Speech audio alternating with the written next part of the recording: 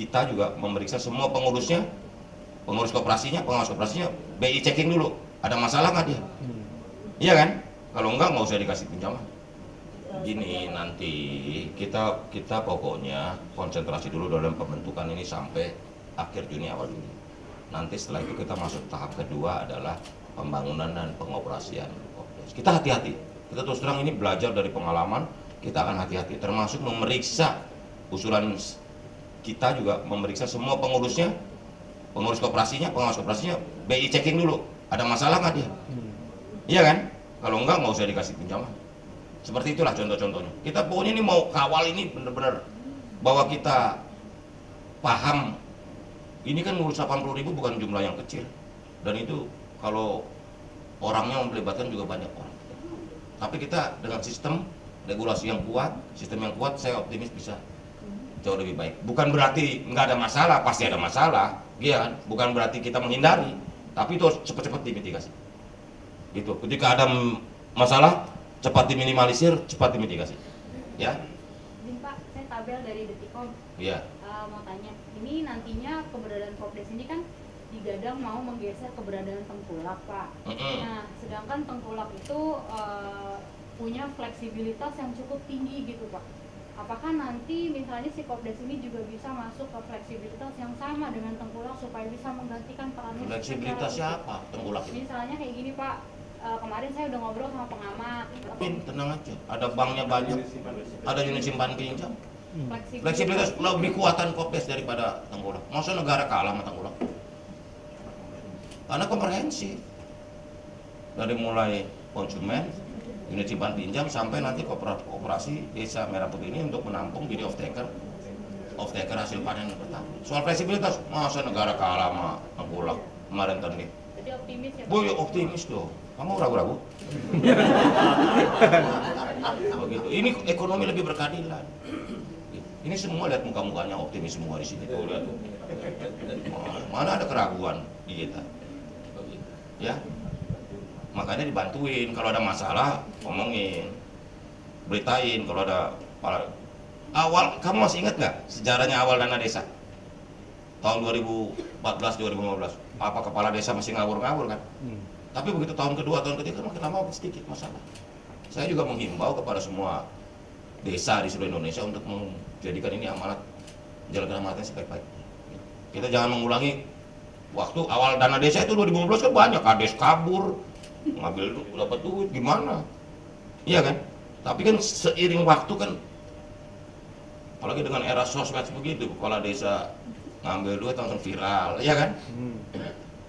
Tapi yang pasti saya pastikan bahwa Kopdes Merah Putih ini, kalaupun ada masalah itu bukan TSM, bukan perintah, bukan regulasi yang salah, pasti oknum-oknum di bawah. Gitu. Kamu mau nanya terus? TSM itu terstruktur sistematis. Hah? Membayar notaris cuma 2,5 juta. Itu dari mana dananya? Itu kalau Kementerian Dalam Negeri sudah mengumumkan akan menggunakan BTT, Gubernur dan Bupati. Itu 2,5 juta per akta koperasi. Biaya tidak terduga di APBD provinsi dan kabupaten kota. Walaupun asosiasi kepala desa sudah ketemu saya pakai dana operasional desa aja Pak Menteri, itu mesti tanya ke Kementerian Desa. Karena setiap desa itu punya postur anggaran di APBDes-nya itu dana operasional desa yang jumlahnya 3% dari dana desa. Berarti untuk kucuran dana anggaran pembentukan itu dari bawah. 3 dari sampai 5 miliar ini bakal dikucurkan setelah pembentukan. Itu nanti ada tahap, kan saya bilang ini ada 2 tahap nih.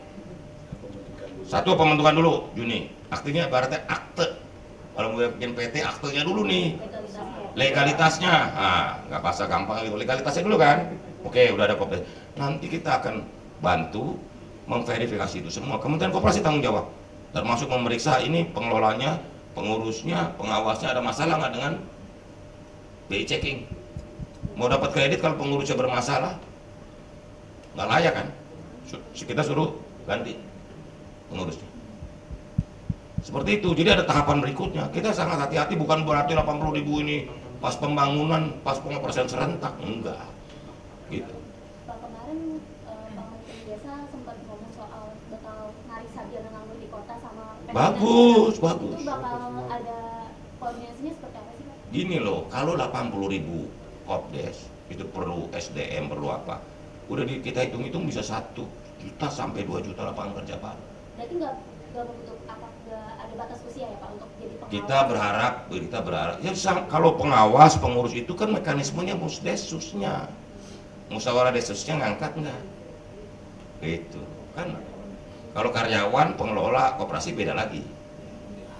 Itu di hire secara, misalnya ini 2 truk masing-masing Kopdes 80.000 kali 2 160, paling enggak kan perlu 160.000 supir truk yang bisa nyupir. Kalau bisa doa ya doa aja, iya kan? Bener dong, maksud supir kan harus bisa nyupir, punya SIM apa B1 umum gitu. Paling tidak untuk pengemudi truk aja sudah bisa nambah 160.000 lapangan pekerjaan. Itu baru dari supir